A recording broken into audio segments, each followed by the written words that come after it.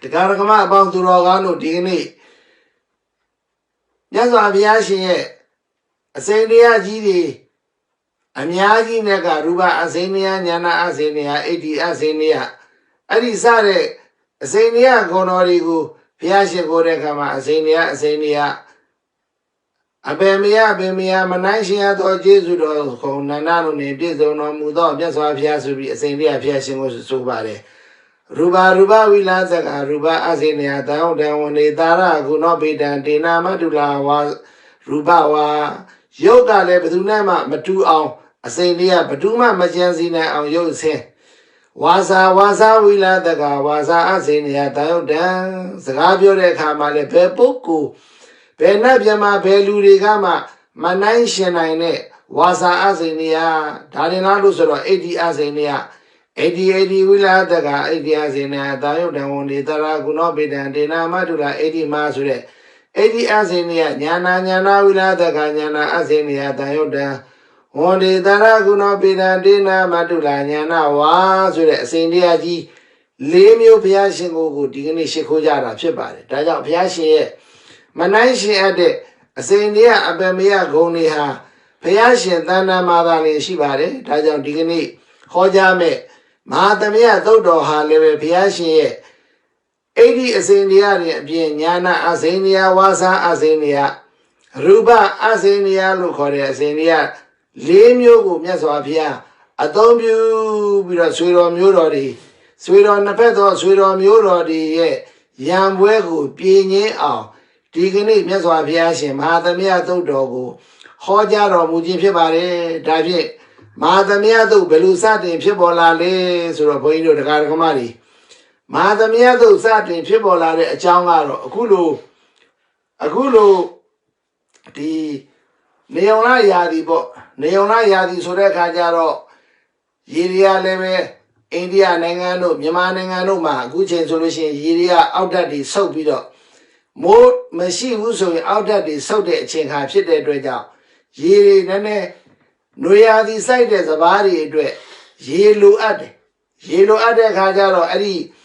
Nabira look or a Kabila would be net. Colia, so that a mace swim you, a pace swim you, a mace swim Muria, Colia, a pace swim Muria, Kabila.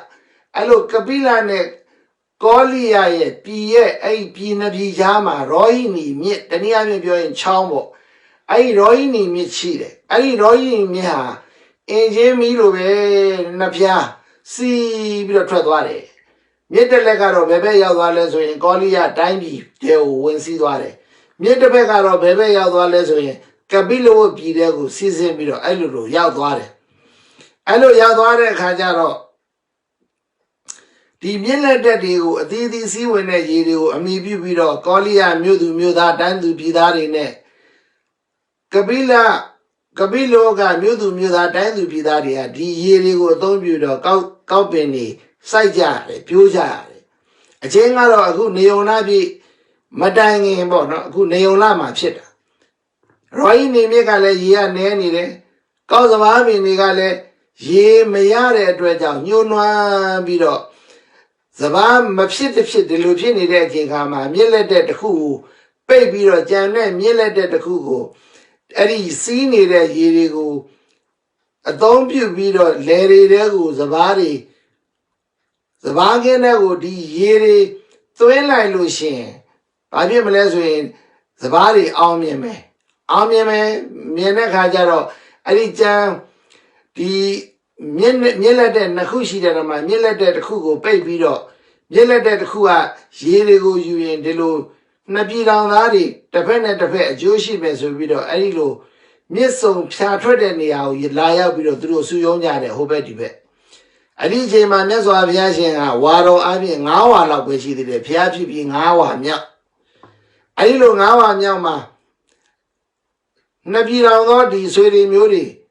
I did mere less so, Misso Bolly, than the Avi Boy, Boido Eabri, Misso Lobe, I did mere let them, Missoma.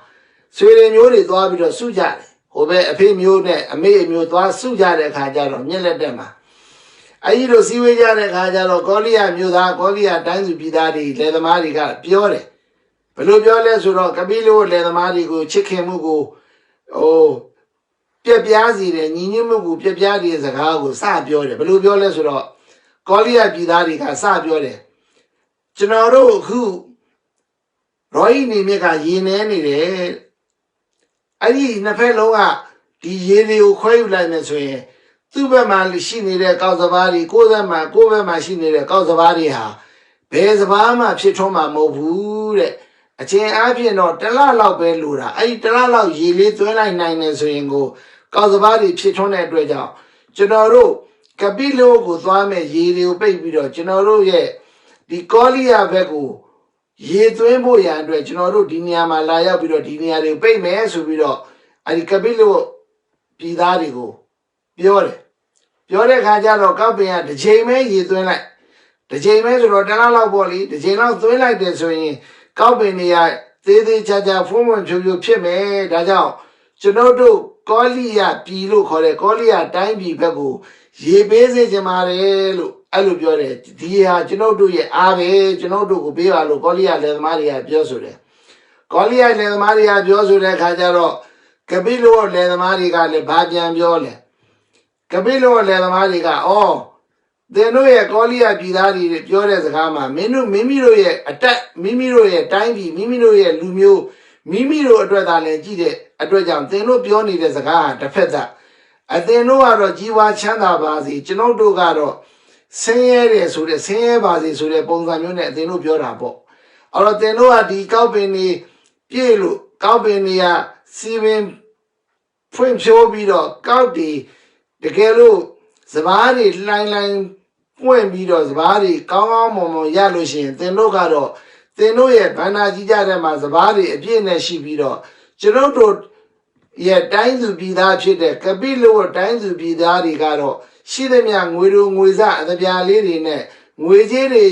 ယူလာပြီးတော့သင်တို့ရဲ့အိမ်တကားဝမှာဒရောင်းစားတွေလို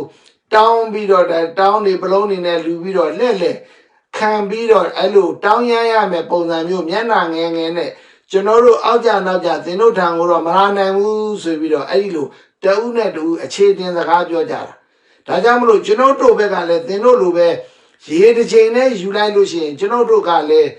ကျွန်တော်တို့ဒီကပိလောမှာရှိနေတဲ့ဒီလယ်သမားတွေကသူတို့လယ်တွေကလည်းတစ်ချိန်ပဲရေသွင်းလိုက်လို့ရှိရင်အောင်မြင်မှာဖြစ်တဲ့အတွက်ကြောင့်ကျွန်တော်တို့လည်းအရေးကြီးပါတယ်ဆိုပြီးတော့အဲ့ဒီလိုသူရင်ယူမယ်ငါရင်ယူမယ်နဲ့ရန်ဖြစ်ကြအငင်းကောင်ကိုအဲ့လိုသူရင်ယူမယ်ငါယူမယ်ကြတော့စကားများကြရင်ကနေပြီးတော့လက်တွေချီတွေပါလာတာပေါ့လေအဲ့လက်တွေချီတွေပါလာတဲ့ခါကျတော့တရားကိုတရားတွန်းကြထိုးကြကြိတ်ကြနဲ့ဟိုဘက်ဒီဘက်ဒီသူရင်ယူမယ်ငါရင်ယူမယ်နဲ့ဖြစ်ကြတဲ့အမေဆွေမျိုးနဲ့အဖေဆွေမျိုးနှစ်ဦးနှစ်ဖက်တိုင်းပြည်ကတိုင်းသူပြည်သားတွေနှစ်ဦးနှစ်ဖက်ရန်ဖြစ်ကြတဲ့အခါကျတော့တရားသောပုဂ္ဂိုလ်ကစပြီးတော့ပြောတယ်အဲ့ထိုးကြိတ်တဲ့ဘက်ကကဲဒီလိုထိုးကြိတ်နေတဲ့အခါမှာနှုတ်တွေလည်းလွန်လာတာပေါ့လေဒေါသတရားဆိုတာဒေါသအထံနဇာနာတိဒေါသတရားတွေထွက်လာပြီဆိုလို့ရှိရင်ဘာမှမမြင်တော့ဘူးအကြောင်းကျိုးအကောင်းဆိုးကိုဘာမှမမြင်တော့တဲ့အတွက်ကြောင့်အဲ့ဒါတူနဲ့တူပုတ်ခတ်ပြောလက်သီးလက်မောင်းတွေထိုးရုံနဲ့မကဘူးပါဇက်ကပါဆဲတာဆိုတာတွေဖြစ်လာတယ်ဘယ်လိုဖြစ်လာတဲ့ခါဆိုတော့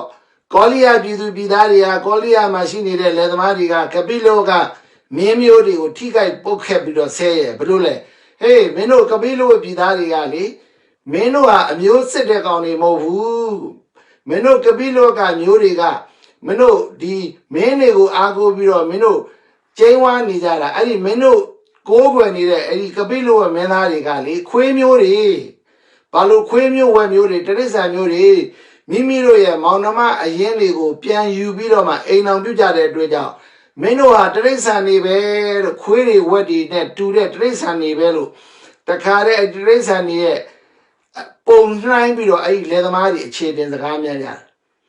ပြောရတဲ့ခါကျတော့တခါကပိလောကလည်းပြန်ပြောတယ်ဩမင်းတို့ကတို့ခွေးမျိုးလို့ပြောတယ်ဆိုရင်မင်းတို့ရဲ့ကောလိယမင်းတွေကလည်းဘာမှအဆင်တန်းရှိတာမဟုတ်ဘူးဟိုတောထဲမှာမင်းတို့ဟာတခါတည်းမင်းတို့ရဲ့ကောလိယမင်းတွေကတခါတည်းလူနဲ့သူနဲ့တူအောင်မနေနိုင်လို့ဟိုတောထဲမှာနော်တောထဲမှာသွားနေပြီးကလောပင်အောက်မှာနေပြီးတော့မှအနူအရွယ်တွေအဲ့ဒီအနူရွယ်တွေလူတဲ့သူတဲ့မတိုးနိုင်တဲ့ကောင်တွေဆိုပြီးတော့အဲ့လိုတယောက်နဲ့တယောက်ငယ်ကျိုးငယ်နာတွေပေါ်ပြီးတော့ရန်ဖြစ်ကြ Le the money Yapi on Nemaka, le the Maga to see Situ G at the Kare, a Muma de Adilo. The P. Ali Sula letter, whoever Dambia, the America Sapiata Milan, so they had Yasarabe. America Sapiata Milan, so they Sagabo had Yapchilla Redra. A pay muting and me muting and you and for me to overcome Quimio, Wemu, Tibega Leve, and Numio, UMU, Sadi, Adilodi. Pioja Sojare Amana Bari, Turenga, Pioja Yone Maga, Doda dia, Matena Negajaro, Ke, Deluso, sit I be Yuma Yama, Dia, sit I be Yuma, Nine Luadale, Lene and Luiane Chamas, Unape, Time Bia, Mengo, the Kaletunga, some Meso, the Kare Taibia, Dinia, Kare Tobito, Sechi Laja, Sechi Laja, Kajaro. The Kare Gije Boli, who be yo, net the Kare, a Gije, Una do Colia, or Leather Casabro, Colia, Madiani Bido, Kare, the Setuji, the Amate, many Vapala Bido, Tagi win men, Colia, Menu, the do, Yamo Mija, Kare, and yet Dolari, Trobido, Monoma, in our beauty, Pokuri. A John Gong Dia Megua, do a Quimio John or Dia Mesubio, Eluri, Jawabi Laja. I the Kare Miso Gisabo, Miso. A Madame Yeji, no, Bohemia, Digini, Diali Hoara, Boido Nangama, the Pirazu Nangan Lepsi de Hajaro, the Yena Bazalu, Chikera, Pianeta, she get a job.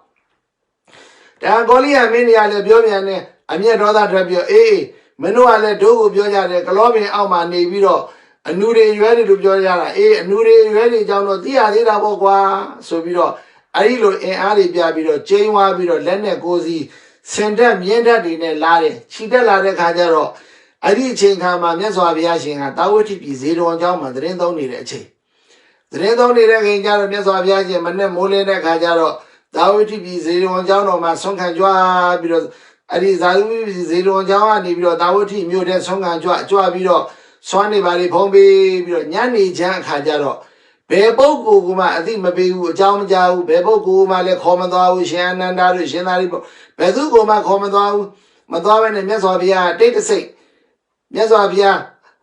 Chile de Gajaro, oh, Nasuri Muria, Yena the Biro. Ani Ero Miago mi, the Yena Badelu, and Yanko Nipsedi. The Boguri ha, they are hollow, being nine bamla, being nine bula sura, Meswa Piaga, Swiniano Coyenne, Chambiro, Chile de Hama, or Settlade, Citrolade, Swiro Murray, Nepelo, Mian. Miana Gajaro, this Citrolade, Swiro Murray, Charman, Nemesudati, Misons a Yema, Nepedo Swiri Muri, Sulade, a Kajaro, Bashitale. The Kare Meswa Piazanga, I will send you light or dean. A mule Nepedo, a mule, Natia Hoy no. Nano, the Citra Buya, Sita Buya, Trollade, the Ngaye, Mimuri, Sweden Muri, Natia Hoy, Pina Bamla, Diana Bamnalu, Nesovia, Juniano, Coyenne, Penche like the Kajaro, or Naya Sweden Muria. Natia Hoyeno, Yan Yin Nane, Badia Hoa Malesuro, Pandanaza Pandanazuraga, Jobine won the Gesa, Dodu Baza, the Dodu Baza go level point to Homebo. Now the Laduki Gaza, so the Elizadongu Holoshin, Yan Yin Nane. Laduki Gaza Suraga, the belonging a lady in a better the Zadobabe. Ero daliri hoja me solution no yambi ngai nai nautaka darin laro mo nyi nyu yi ko achaung pyu pi do rokha dhamma zat wattaka zat di zat na do zat na khu ko achaung taya ri ko ho lai lo shin nga ye swei de myo ri ha nyi nyွတ်ne phit twa nai pi do ye ne pat that pi do yan me phit do be ne alon pyin ngin twa nai ne pyin ngin yong de ma ka hu tu ne tu tayaw ne tayaw swei de myo ri ma na le mu ri aကောင်လုံးပေးကြပြီးတော့သူတို့ဟိုဘက်ကလည်း250အမေဘက်ကဆွေမျိုးက250အဖေဘက်ကဆွေမျိုး250အဲ့250တော့တာကြီးဝင်မင်းသားတွေရဟန္တာဖြစ်လိုက်မယ်အဲ့ဒီရဟန္တာဖြစ်လို့ရှိရင်အဲ့ဒီရဟန္တာတွေကိုတာကြီးဝင်မင်းသားရဟန္တာတွေ ဖြစ်တဲ့အခြေခံမှာငါမဟာဝန်တော်ကြီးထဲမှာတရားဟောရင်အိုးစัจ java လာတိုက်တသောင်းမှာရှိနေတဲ့နတ်မြမာတွေအကုန်လုံးလာကြမယ်နတ်မြမာအစည်းအဝေးကြီးအကြီးကျယ်လာမယ်လာလို့ရှိရင်အဲ့ဒီနတ်မြမာတွေကိုမြတ်စွာဘုရားရှင်ကဒီဇယိုက်6မျိုးနဲ့ပတ်သက်တဲ့နတ်တွေမြမာတွေကိုဇယိုက်6မျိုးနဲ့ပတ်သက်တဲ့တရားဟောရင်ကျွတ်တန်းဝင်ကြမယ်ပုဂ္ဂိုလ်တွေအများကြီးပဲဆိုပြီးတော့မြတ်စွာဘုရားကဘယ်သူကိုမှမပြောဘဲနဲ့ရှင်အနန္ဒာတို့ကိုလည်းနောက်လိုက်နောက်ပါအနေနဲ့မခေါ်ဘဲနဲ့မြတ်စွာဘုရားရှင်တာဝတိပြည်ဇေတဝန်ကျောင်းကနေပြီးတော့ကပိလောနဲ့ဒီကောလိယတိုင်းပြည်ရဲ့နေဆက်ဖြစ်တဲ့အဲ့ဒီရောဟိနီမြစ်နှစ်ဖက်သောဆွေမျိုးတွေရန်ဖြစ်မဲ့နေရာကိုသွားပြီးတော့စုယုံပြီးတော့ကြွတဲ့အခါကျတော့မြတ်စွာဘုရားတပါးနဲ့ကြွပြီးတော့မြတ်စွာဘုရားကအဲ့ဒီစစ်တပ်နှစ်ခုရဲ့အလဲမှာဒါကလည်းအဲ့ဒီစစ်တပ်နှစ်ခုရဲ့ကောင်းကင်အလဲမှာမြတ်စွာဘုရားထောက်ဝဲဖို့ကိုစံနေတော်မူပြီးတော့ရောင်ကြီးတော်6ပါးတွေလှော်ပြီးတော့ဆရာစမ်းနေတယ်လူတွေကတခါလေအဲ့ဒီလူရောင်ကြီးတော်6သွယ်နဲ့တက်တဲ့စံပေနေတဲ့မြတ်စွာဘုရားကိုနှစ်ပတ်တဲ့ဆွေတွေမျိုးတွေကဖူးကြမြင်ကြတဲ့ခါကျတော့ကပိလုအမျိုးတွေကဘလို့ဆုံးပြလဲတဲ့ငါတို့ရဲ့ဘုရားဖြစ်တဲ့ငါတို့ရဲ့ဆွေမျိုးဖြစ်တဲ့မြတ်စွာဘုရားကတော့ငါတို့ယံဖြစ်နေတဲ့ယံဖြစ်မဲ့တာကိုယံဖြစ်မဲ့ဆိုနေတာကိုသိတဲ့အတွက်ကြောင့်စစ်တိုက်မဲ့ဟာကိုစစ်တိုက်တာကိုပြင်ဆင်နေတာကိုသိတဲ့အတွက်ကြောင့်ကြွလာတော်မူတယ်ဘုရားရှိမှတော့တို့သူတစ်ပါးအသက်တွေကိုတတ်ဖို့တော့မသိတော့ဘူးသူတစ်ပါးအသက်တွေကိုမတတ်တော့ဘူးဆိုပြီးတော့အဲ့ဒီမှာသူတို့မှပါလာတဲ့လက်နက်တွေကိုတကားတဲ့ဘေးကိုချလိုက်တယ်ဒါနဲ့လားလို့ဆိုတော့တစ်ဖက်ရန်သူဖြစ်တဲ့အဖေဆွေမျိုးတွေကလည်းပဲအမေဆွေမျိုးတွေကလည်းဘာလို့လဲဆိုတော့ငါတို့ရဲ့ဆွေတော်ဖြစ်တဲ့ဘုရားဘုရားရှင်ကြွလာပြီငါတို့ဒီလိုရန်ဖြစ်မဲ့အခြေအနေမျိုးကိုသိတဲ့အတွက်ကြောင့်ငါတို့ကြွလာပြီငါတို့ဘုရားရှင်ကလည်းသူတော်အသက်ကိုမတတ်ရဘူးဆိုတဲ့ဒီကံကြီး၅ပါးပေါ့လေတနည်းအားဖြင့်ပြောရင်ကာယကံဝစီကံမနောကံတွေကြောင့်ဖြစ်ပေါ်လာမဲ့ပါဏာတိပါဒစားတဲ့သူတော်အသက်ကိုတတ်ချင်းစားတဲ့၅ပါးသီလတွေကိုဟောကြားပြသတဲ့အတွက်ကြောင့်ဘုရားရှိမှတော့တတ်လို့တော့မသိတော့ပါဘူးဆိုပြီးတော့လက်နက်တွေကိုတခါတည်းမလုပ်ပါဘူးလေမတတ်တော့ပါဘူးလေဆိုတော့ဘေးကိုချပြီးတော့အဲ့ဒီမှာထိုင်ပြီးတော့ဘုရားရှင်ကိုရှ िख ိုးတယ်ဟိုဘက်ကလည်းပဲလက်နက်တွေကိုစွန့်တယ်ဒီဘက်ကလည်းလက်နက်တွေကိုစွန့်တယ်စွန့်ပြီးတော့အဲ့ဒီနှစ်ဖက်စွန့်ပြီးတော့လက်ဖက်တွေနှစ်ဖက်သောလက်နက်တွေကိုချပြီးတော့အဲ့လိုနေတဲ့အခါမှာမြတ်စွာဘုရားရှင်ကနှစ်ဖက်သောဆွေတွေမျိုးတွေကိုမေးတယ်ဘယ်လိုမေးလဲဆိုတော့ဆွေတော်မျိုးတော်တို့တဲ့နှစ်ဖက်သောဆွေတော်မျိုးတော်တို့သင်တို့ဒီနေရာကိုလာရောက်တာဘာကြောင့်လာရောက်ကြတာလဲလို့မေးတဲ့အခါကျတော့နှစ်ဖက်သောမင်းတွေကရှောက်တယ်ရှင်ဘုရားတပည့်တော်တို့အဲ့ဒီမြစ်ဆုံအရေးလို့ခေါ်တဲ့ဒီမြစ်ဆုံကိုလာတာတပည့်တော်တို့ဒီမြစ်ဆုံမှာရေကစားဖို့လဲလာတာမဟုတ်ပါဘူးဗျာတဲ့မြစ်ကြောင်းထဲမှာလေသပင်တွေကျင်းပဖို့လဲပျော်ပါဖို့ရန်အတွက်လဲလာကြတာမဟုတ်ပါဘူးဗျာတဲ့တောင်တက်ပွဲဝင်ကိုသွားဖို့ရန်လဲလာကြတာမဟုတ်ပါဘူးဗျာတော့အမှန်စစ်ကတော့တပည့်တော်တို့တစ်ဖက်နဲ့တစ်ဖက်အနိုင်အထက်စစ်တိုက်ဖို့ရန်အတွက်သူတစ်ပါးအသက်ကိုတက်ဖြတ်ဖို့ရန်အတွက်တပည့်တော်တို့လာရောက်ကြခြင်းဖြစ်ပါတယ်ဆိုပြီးတော့မြတ်စွာဘုရားကိုရှောက်တယ်မြတ်စွာဘုရားကိုရှောက်တဲ့အခါကျတော့မြတ်စွာဘုရားကမေးတယ်အိုးနှစ်ဖက်သောဆွေတော်မျိုးတော်တို့သင်တို့အခုရန်ဖြစ်ကြတာဘာကိုအကြောင်းပြုတော့ရန်ဖြစ်ကြတာတော့လို့မေးတဲ့အခါကျတော့မြတ်စွာဘုရားတဲ့တပည့်တော်တို့ဟာရေကိုအကြောင်းပြုပြီးတော့စစ်တိုက်ဖို့ရန်အတွက်ပြင်ဆင်နေကြခြင်းဖြစ်ပါတယ်ဘုရားရှင်ကဒါဆိုရင်ရေဟာဘလောက်တန်ဖို့ရှိလို့လဲဘုရားရှင်ကမေးပြီးပေလိစကားလေးအရှင်ဘုရားတဲ့ရေဟာမဖြစ်စလောက်တန်ဖိုးလေးဟာဘလောက်မှမရှိပါဘူးဗျာဘလောက်မှမတန်ပါဘူးဗျာတဲ့ဒါပြင်မြေကြီးဟာဘလောက်တန်ဖိုးရှိလို့တဲ့သင်တို့လေရင်ဆိုင်ထားတဲ့မြေကြီးဟာဘလောက်တန်ဖိုးရှိလဲဒါလည်းမပြောတော့ပါဘူးဗျာတဲ့မြေကြီးရဲ့တန်ဖိုးကလည်းဘလောက်မှမရှိပါဘူးဗျာတဲ့မတန်ပါဘူးဒါဆိုရင်မင်းမျိုးတွေကဘလောက်တန်ဖိုးရှိလဲသွေးတွေဟာဘလောက်တန်ဖိုးရှိလဲပြောတော့တပည့်တော်တွေရဲ့အမျိုးအနွယ်တွေကတော့အမတန်မှဂုံကျက်တည်ရှိတဲ့အမျိုးတွေဖြစ်တဲ့အတွက်ကြောင့်တန်ရှင်းစင်ကြယ်တဲ့အမျိုးတွေဖြစ်တဲ့အတွက်ကြောင့်ခုနရေတို့မြေတို့တဲ့ဆိုင်ရင်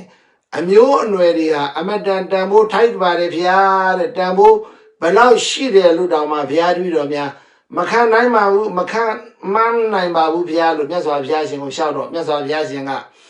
အဲ့ဒီပေလိစကားလေးကိုဖြေပေးတယ်နှစ်ဖက်သော ဆွေတော်မျိုးတော်မင်းတို့တဲ့အဖိုးနဲ့ငယ်ထိုက်တန်တဲ့ရေကိုအကြောင်းပြုပြီးတော့အဖိုးအနဲ့ကဘယ်လောက်ထိုက်တန်တယ်လို့မှမရေမတွက်နိုင်အောင်အဖိုးအနဲ့ကဘယ်လောက်ထိုက်တန်ပြီးတော့ဘယ်လောက်ကြီးမားတယ်လို့တောင်မှတနည်းအားဖြင့်ပြောရင်တော့ priceless ပေါ့နော်တန်ဖိုးကိုဘယ်လောက်ထိတောင်မှပေးရင်သင့်တော်ပါတယ်လို့ဆိုတဲ့အမှန်တန်ဖိုးကြီးတဲ့မင်းမျိုးတွေကိုသင်တို့ဖြစ်စည်းရမသင့်တော်ဘူးဆိုပြီးတော့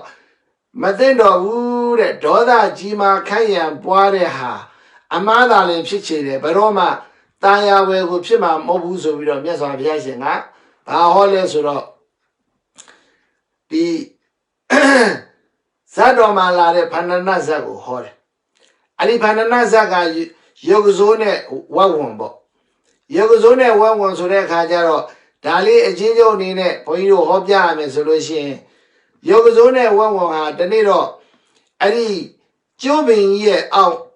ကျိုးပင်တပင်ရှိတယ်တောထဲမှာအဲ့ဒီတောထဲမှာကျိုးပင်ရှိတော့အဲ့ဒီကျိုးပင်ကြီးရဲ့အောက်မှာဝတ်ဝန်တကောင်ကကျိုးသီးတွေကိုစားပြီးတော့အဲ့ကျိုးပင်အောက်မှာအိတ်တယ်စားကျိုးပင်ကကြလာတဲ့အသီးတွေကိုစားတယ်စားပြီးတော့သူကအဲ့ဒီကျိုးပင်အောက်မှာအိတ်တဲ့အခါကျတော့အဲ့ဒီလိုပဲကျိုးပင်တွေကဖြည်းဖြည်းကြလာတာပေါ့လေကျိုးသီးတွေကကြလာတဲ့အခါကျတော့တနေ့တော့အဲ့ဒီမင်းရဲ့တိုင်းပြည်မှာရှိနေတဲ့တိုင်းပြည်ကနေပြီးတော့ဘာလို့မှလဲလို့ဆိုတော့ဒီလှဲပေါ့လှဲတဘိုးလုပ်ဖို့ရန်အတွက်သစ်ခုတ်သမားကြီးထွက်လာတယ်သစ်ခုတ်သမားကြီးထွက်လာတဲ့အခါကျတော့တော်တဲ့တောင်ထဲမှာရှာတာပေါ့လေဘယ်သစ်ကအကောင်းဆုံးလဲဆိုတာသူတို့မသိဘူးအဲ့လိုမသိတဲ့အခါကျတော့အဲ့ဒီလိုပဲတနေ့တော့ဝမ်ကအဲ့ဒီကျိုးပင်ရဲ့အောက်မှာအိတ်တဲ့အတွက်ကြောင့်တခါလေကျိုးသီးတွေကဝမ်ရဲ့ခန္ဓာကိုယ်ပေါ်ကျပြီးတော့ခေါင်းတွေပေါ်ကျတဲ့ခါကျတော့ဝမ်လုပ်တဲ့ပုဂ္ဂိုလ်ကစိတ်ထဲမှာမကြေမနက်ဖြစ်နေတယ်နေအောင်ငါဒီအရေးကိုခိုးပြီးတော့ဒီကျိုးပင်အောက်မှာနေတာကိုဒီကျိုးပင်မှာနေတဲ့ရုပ်ကစုံကငါမကြေမနက်ဖြစ်နေတာမနာလိုဖြစ်နေတာနေအောင်တနေ့တော့သူငါအကြောင်းသိစေရမယ်ဆိုပြီးတော့ तू ကအချိန်ခါကိုစောင့်တယ်စောင့်တဲ့ခါကျတော့ခုနသိခုတ်သမားတွေကလည်းမျက်စိလဲပြီးတော့ကျိုးပင်ကြီးအောက်ရောက်သွားတဲ့ခါကျတော့ကျိုးပင်ကြီးအောက်မှာရှိနေတဲ့ဝမ်ကပြောတယ်သင်တို့ဘာလာလောက်ကြတာလဲဘာရှာနေကြတာလဲကျွန်တော်တို့သိခုတ်ဖို့လာတာဘာအတွက်တော့တဘိုးလုံးဖို့အတွက်တဘိုးလုံးမယ်ဆိုရင်ကျွန်တော်နေတဲ့ဟာဒီကျိုးပင်ကြီးဟာအမတန်မှကျိုးသားဆိုတာအမတန်ခိုင်ခန့်နေဒီတဘိုးလုံးလို့ကောင်းတယ်နွားတဘိုးလုံးလို့လည်းကောင်းတယ်ဒါကြောင့်မလို့သင်တို့ဟာဒီယူဖြတ်မယ်ဆိုရင်ကျန်တဲ့နေရာကိုရှာမနေတော့နဲ့ကျန်တဲ့သစ်ပင်ကိုမရှာတော့နဲ့ဒီသစ်ပင်ကြီးကိုသင်တို့ဖြတ်လိုက်စမ်းပါဆိုပြီးတော့ကျိုးကပြောအဲဒီကျိုးပင်ကိုဖြတ်ဖို့ရန်အတွက်ဝမ်ကပြောပြီးတော့ထွက်သွားတယ်ထွက်သွားတဲ့ခါကျတော့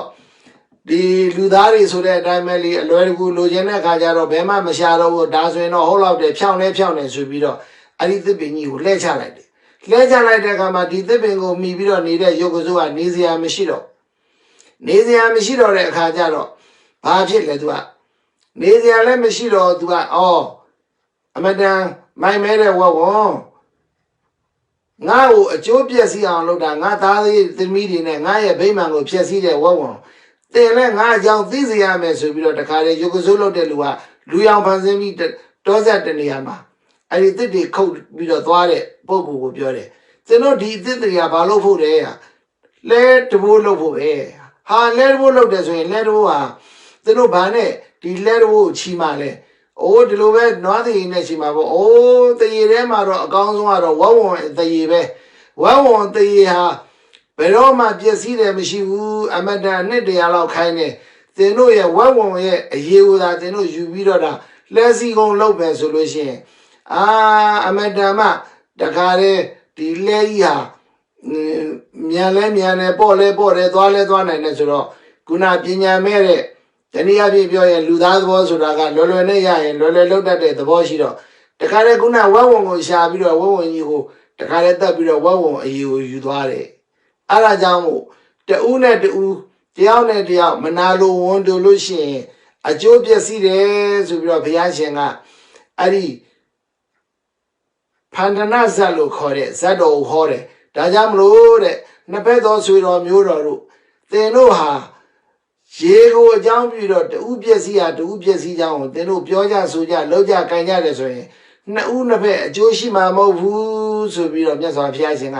ဒီတရားနဲ့ချွေးသိမ့်တယ်ချွေးသိမ့်တဲ့ခါကျတော့အာလုံးဆိုတော်မျိုးတော်တွေကဘုရားရှင်ရဲ့ဝါစာအစိန်တွေကတန်ယုတ်တလို့ခေါ်တဲ့ဝါစာစကားပြောတဲ့အခါမှာဘယ်ပုဂ္ဂိုလ်မှမထိခိုက်ဘဲနဲ့အမတန်မှပြောတာဆိုတာတွေကမြတ်စွာဘုရားရှင်ရဲ့ဝါစာအစိန်တွေကဂုံလို့ခေါ်တဲ့ပြောတာဆိုတာတွေကအမတန်ပညာပါပြီးတော့အမတန်နူးညံ့သိမ်မွေ့တဲ့အတုမရှိတဲ့အစိန်တွေကဂုံရှိတယ်မြတ်စွာဘုရားရှင်ရဲ့စကားတော်ကြောင့်ခုနနှစ်ဖက်သောဆွေတွေမျိုးတွေဟာအဲ့ဒီချိန်မှာအေးဟုတ်တာပဲတို့ရဲ့ဆွေတော်မျိုးတော်ဘုရားရှင်ဟောတာတို့နှစ်ဦးနှစ်ဖက်တော့ရန်ရီပြင်းငိမ့်မှဖြစ်မှာပဲဆိုပြီးတော့အဲ့ဒီမှာဒေါသတွေနည်းနည်းလျော့သွားတယ်ဒါကြောင့်ဘုန်းကြီးများမနှက်ဖြန်ကြလို့ရှိရင်ဆက်ပြီးတော့ဟောပါအောင်မယ်မဟာသမယတို့ရဲ့အကြောင်းလေးတွေဟာစိတ်ဝင်စရာကောင်းတယ်စိတ်ဝင်စားစရာကောင်းသလိုပဲနတ်မြမာတွေစကြဝဠာတသောမှာနတ်မြမာတွေအကုန်လုံးလာရောက်ပြီးတော့ဒီမှာဘုရားရှင်ရဲ့ဒီမဟာဝံတောကြီးထဲမှာနေရာမဆန့်လို့သမုဒ္ဒရာထဲမှာတောင်မှ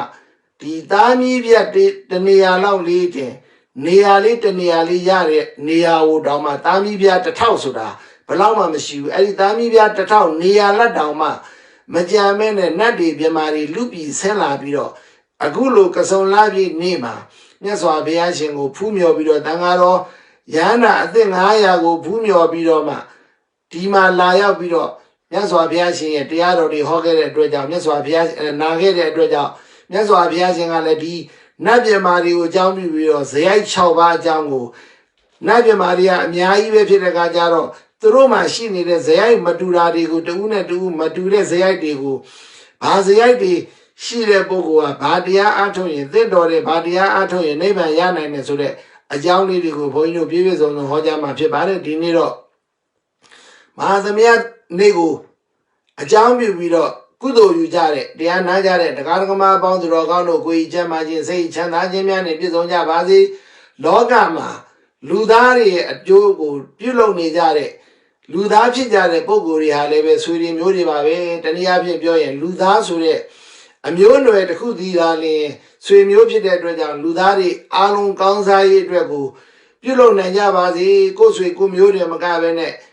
တိုင်းပြည်အတွင်းမှာပဲဖြစ်ပေါ့နော်ကိုယ်တိုင်းပြည်အတွင်းမှာပဲဖြစ်အခြားတိုင်းပြည်တွေနဲ့ပဲစစ်ဖြစ်တာပဲဖြစ်နောက်ဆုံးလူသားမျိုးနွယ်စုတစ်ခုအနေနဲ့လူသားမျိုးနွယ်တွေမဆုံးရှုံးသွားအောင်ပြည့်စည်သွားအောင်စောင့်ထိန်ရမယ်တာဝန်ဝတ္တရားများရှိသလိုပဲဒီမြတ်စွာဘုရားဟောကြားတဲ့တဦးနဲ့တဦးတရားနဲ့တရားတစ်ဖက်နဲ့တစ်ဖက်ဟာခိုင်ရန်ဒေါသတွေနဲ့အကျိုးမဖြစ်နိုင်ဘူးအကျိုးရုပ်ချင်းသာလည်းဖြစ်တယ်ဆိုတာလေးကိုတန်ဝေကတရားယူနိုင်ကြပါစေတန်ဝေကတရားယူနိုင်ပြီးတော့မိမိတို့တဏ္ဍာမှာဖြစ်ပေါ်လာတဲ့ဒေါသတရားလောဘတရားမောဟတရားများကိုသိသိနိုင်ပါစေတည်းဘဝတုတ္တဗမင်္ဂလာရခန္တုတ္တဗဒေဝတာတဗ္ဗဗုဒ္ဓ ानु ဘာဝေနတရာဒုခိဘောနုတေဝါတုတ္တဗမင်္ဂလာရခန္တုတ္တဗဒေဝတာတဗ္ဗဓမ္မာ ानु ဘာဝေနတရာဒုခိဘောနုတေတဗ္ဗဝါတုတဗ္ဗမင်္ဂလာရခန္တုတဗ္ဗဒေဝတာတဗ္ဗတံဃာ ानु ဘာဝေနတရာဒုခိဘောနုတေတဗ္ဗမင်္ဂလံခသိသောပိဿုပံသန္တရာဇီဝချမ်းသာများခြင်းကြောင့်ကောင်းမြတ်သောမဟာသမယအခါတော်နေ့၌မဟာသမယတို့ကိုအကြောင်းပြု၍ဟောကြားရသောတရားဒေသနာတော်နာကြရခြင်းသည်ဘဝတုဘုံလူဖြစ်ကြပါစေကုန်သတည်း